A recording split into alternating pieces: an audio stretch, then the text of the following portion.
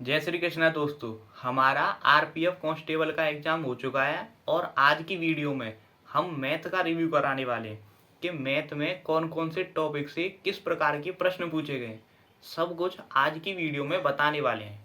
दोस्तों, मैथ के लेवल की बात करें तो मैथ का लेवल इजी टू मॉडरेट कहा जा सकता है, क्योंकि 8 से 9 प्रश्न तो इजी भी थे और कुछ मॉडरेट लेवल के भी थे और 5 से 6 प्रश्न हार्ड भी थे। इसीलिए मैथ में एक एवरेज बच्चा 29 से 30 क्वेश्चन तो आसानी से कर सकता है, लेकिन कुछ क्वेश्चनों में उसे दिक्कत हो सकती है।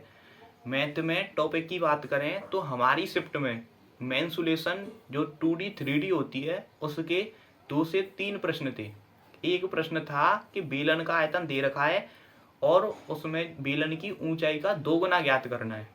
साथ ही एक प्रश्न था कि ठोस गोले का आयतन दे रखा था, उसे पिघलाकर बेलन बनाया जाता है तो उस बेलन की ऊंचाई क्या होगी।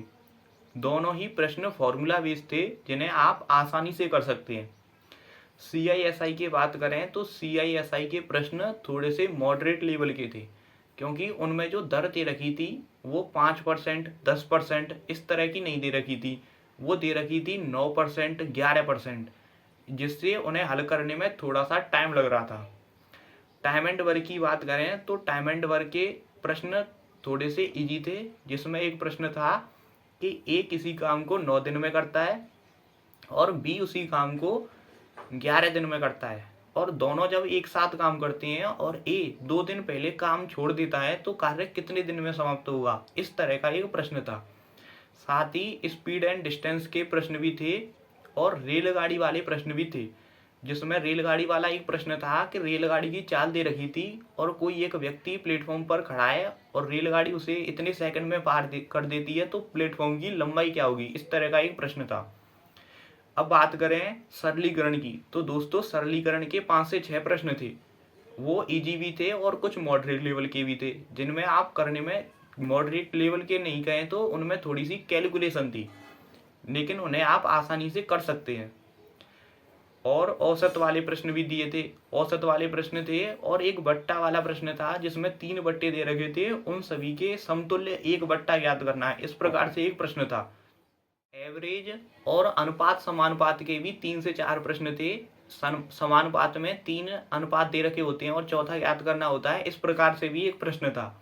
साथ ही लाभ हानि का एक प्रश्न था जिन्हें आप हार्ड कह सकते हैं, जिसमें 2 व्यक्ति थे, उन दोनों का मिलकर लाभ ज्ञात करना था, या लाभ या हानि कुछ भी हो वो ज्ञात करना था, जिसे आप हार्ड क्वेश्चन में रख सकते हैं। जो लाभ हानि का क्वेश्चन था हमारी शिफ्ट में वो थोड़ा सा हार्ड था।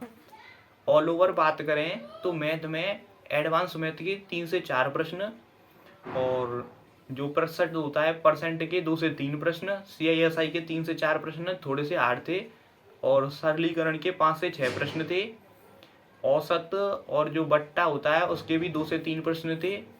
लाभ हानि और स्पीड, टाइम एंड वर्क, ये सभी को मिलाकर 6 से 7 प्रश्न थे। ऑल ओवर बात करें तो एक एवरेज बच्चा भी आसानी से 28 से 29 सवाल कर सकता था। मैथ में जो हम घर पर मॉक लगाते हैं उससे थोड़ा सा ज़्यादा टाइम लग रहा है, क्योंकि मैथ में थोड़ी सी कैलकुलेशन ज़्यादा आ रही है। दोस्तों, वैसे हमारा एग्ज़ाम अच्छा हुआ है और हमारे मैथ में लगभग सभी से सही है। ऑल ओवर बात करें तो मैथ को इजी टू मॉडरेट कहा जा सकता है। एक एवरेज बच्चा भी 28-29 सवाल कर सकता था। हमारा एग्ज़ाम अच्छा हुआ है। साथ ही आगे जिन भी भाइयों का एग्ज़ाम है उन सभी को हमारी तरफ से ऑल द बेस्ट। साथ ही मैथ में जो फॉर्मूला है उन सभी को याद करके जाएं, क्योंकि बहुत से प्रश्न फॉर्मूला बेस आ रहे हैं। आज की वीडियो में बस इतना ही। मिलते हैं नेक्स्ट वीडियो में। जय श्री कृष्णा दोस्तों।